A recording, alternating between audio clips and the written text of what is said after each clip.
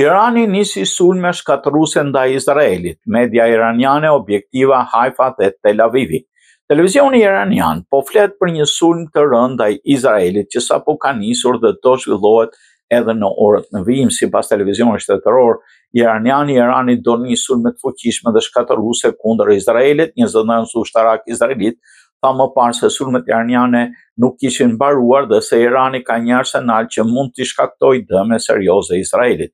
Zëdhënësi madje dha udhëzime për sigurinë publike, të tilla si mbyllja e shkollave që do mbeten në fuqi deri në orën 20 të mbrëmjes të së dielës. Më herët u raportua se këshilltari i lartë i Ayatollah Ali Khameneit, Ali Shamkhani, ndërroi jetë në plagët e pësuar në sulmet ajrore izraelite. Teherani kërcënoi Amerikën, Britaninë dhe Francën me sulme nëse do provojë se ato kishin ndihmuar Izraelin, ndërsa bisedimet bërthamore midis Shteteve të Bashkuara dhe Iranit në Jordani u anulluan.